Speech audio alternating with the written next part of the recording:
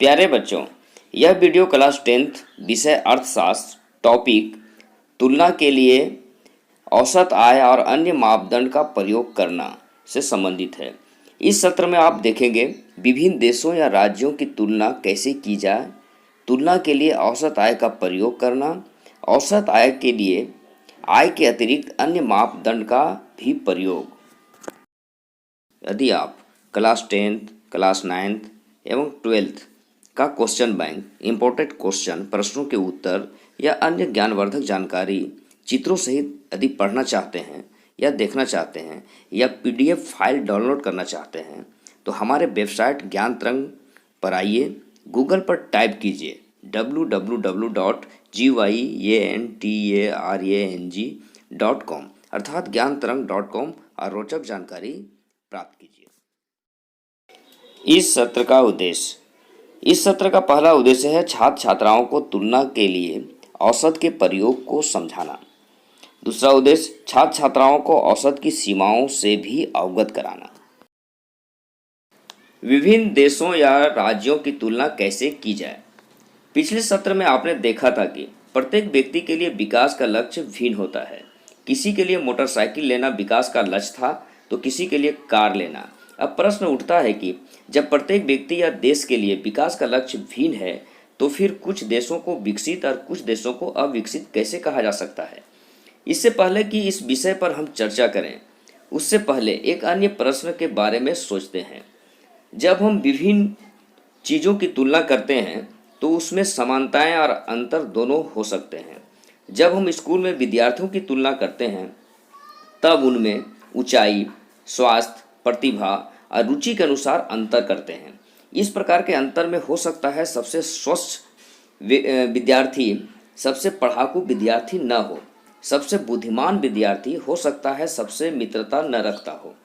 तो ऐसे में प्रश्न उठता है कि हम विद्यार्थियों की तुलना कैसे करें। सामान्यतः हमें लोगों की एक या एक से अधिक महत्वपूर्ण विशेषताओं को लेकर उनके आधार पर तुलना करना ज़्यादा बेहतर हो सकता है। यही बातें विकास पर भी लागू होती है। देशों की तुलना करने के लिए उनकी आय सबसे महत्वपूर्ण विशेषता समझी जाती है। जिन देशों की आय अधिक है उन्हें कम आय वाले देशों से अधिक विकसित समझा जाता है। ऐसा माना जाता है कि यदि आय अधिक हो तो व्यक्ति आवश्यकताओं की वस्तुओं की खरीद कर सकने में सक्षम है, परंतु देशों के बीच तुलना करने के लिए देश की कुल आय उपयुक्त माप नहीं है, क्योंकि देशों की जनसंख्या अलग अलग होती है। जैसे चीन और भारत जैसे देश जिसकी जनसंख्या अरबों में है, वहीं वेटिकन सिटी और टुवालू जैसे देशों की जनसंख्या हजारों में सीमित है। ऐसे में देश की कुल आय तुलना के लिए उपयुक्त माप नहीं है। इसलिए राज्यों या देशों के बीच प्रति व्यक्ति औसत आय को तुलना हेतु मापदंड माना गया है। राज्यों या देशों की तुलना के लिए औसत आय का प्रयोग। राज्यों या देशों की तुलना के लिए औसत आय एक महत्वपूर्ण तरीका माना जाता है। औसत आय देश की कुल आय को कुल जनसंख्या से भाग देकर निकाली जाती है। माना कि देश ए की कुल आय 1000 अरब रुपये है और इस देश की कुल जनसंख्या 50 है, तो इसे निम्न सूत्र से हल किया जा सकता है। औसत आय बराबर देश का कुल आय बटे देश की कुल जनसंख्या बराबर 1000 बटे 50। इस तरह से आंसर इसका आएगा 20 अरब रुपये। इस प्रकार देश ए की औसत आय 20 अरब रुपये हुआ। इसे प्रति व्यक्ति आय भी कह सकते हैं। विश्व बैंक द्वारा विकास मापने के लिए औसत आय को ही मापदंड माना है। वर्ष 2017 में जारी विश्व बैंक की विश्व विकास रिपोर्ट के अनुसार वे राष्ट्र समृद्ध या विकसित माने गए हैं जिनकी प्रति व्यक्ति आय अमेरिकी डॉलर के अनुसार प्रति वर्ष 12,056 है, तथा वे देश जिनकी प्रति व्यक्ति आय 995 अमेरिकी डॉलर प्रति वर्ष से कम है उन्हें निम्न आय अथवा अविकसित देश के रूप में माना गया है। भारत मध्यम आय वर्ग के देशों में आता है, क्योंकि भारत की प्रति व्यक्ति आय 1820 अमेरिकी डॉलर प्रति वर्ष है। इसलिए America, England, Norway, France, Italy, Canada, Japan जैसे देश विकसित देश के रूप में जाने जाते हैं, जबकि भारत, चीन, ब्राज़ील, दक्षिण अफ्रीका जैसे देश विकासशील या मध्यम आय देश के रूप में पहचाने जाते हैं। वहीं जिम्बाब्वे, कांगो, मेडागास्कर, हैती, सीरा लियोन जैसे देश निम्न आय वर्ग में माने जाते हैं। इस प्रकार राज्यों और देशों की तुलना के लिए औसत आय का प्रयोग किया जाता है।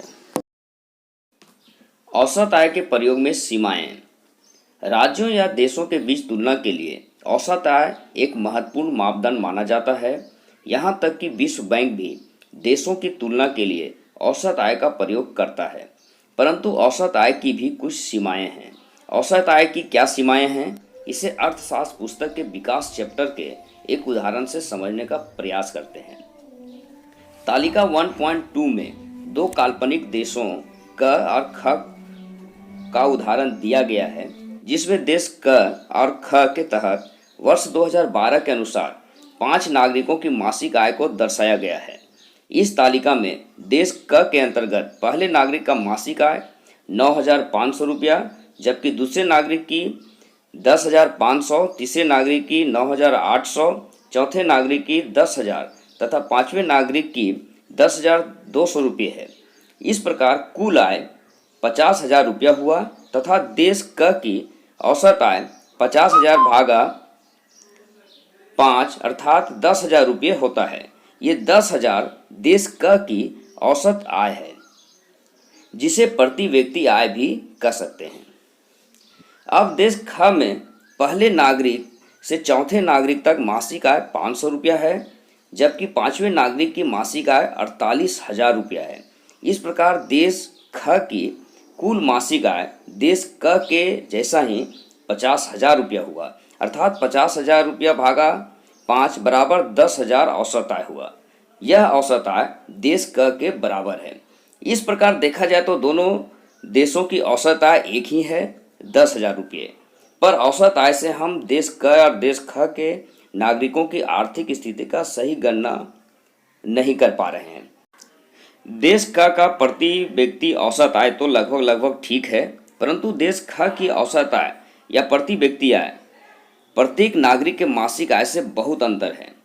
देश ख में देखेंगे कि जहां 4 व्यक्तियों की मासिक आय मात्र 500 रुपये है और पांचवा व्यक्ति की आय बहुत अधिक 48,000 है, जबकि औसत आय कुल मिलाकर 10,000 ही है।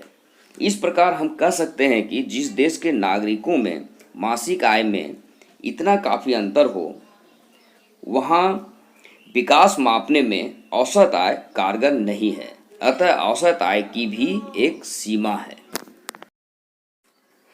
विकास मापने के लिए आय के अतिरिक्त अन्य कारकों का प्रयोग।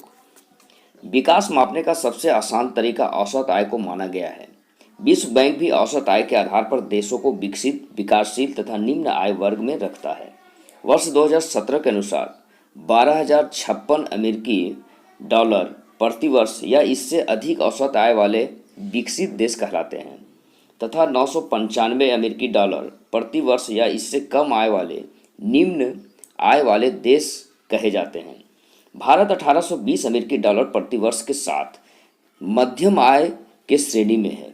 इस प्रकार हम देखते हैं कि औसत आय देशों या राज्यों की तुलना के लिए एक मापदंड है, परंतु जैसा पिछले टॉपिक के उदाहरण देश क और देश ख में देखा कि औसत आय की एक सीमा है, इसलिए विकास मापने के लिए केवल औसत आय को आधार न बनाकर कुछ और कारकों जैसे स्वास्थ्य, साक्षरता को भी मापदंड में शामिल किया जाता रहा है। UNDP संयुक्त राष्ट्र विकास कार्यक्रम भी औसत आय के अतिरिक्त स्वास्थ्य, साक्षरता जैसे कारकों को शामिल कर देशों के विकास का रैंकिंग जारी करता है। प्यारे बच्चों, अंत में आपके लिए होमवर्क। पहला प्रश्न है, विकास मापने का UNDP का मापदंड किन पहलुओं में विकास बैंक के मापदंड से अलग है। दूसरा प्रश्न, हम औसत का प्रयोग क्यों करते हैं, औसत की क्या सीमाएं हैं। ये दोनों प्रश्न आप सामाजिक विज्ञान की कॉपी में नोट कर लेंगे और जब स्कूल खुलेगा तो आप अपने शिक्षक को दिखा सकते हैं। तो हमारा आज का सत्र यहीं समाप्त हो रहा है। यह सत्र कैसा लगा हमें कमेंट्स में ज़रूर बताइएगा। Thank you.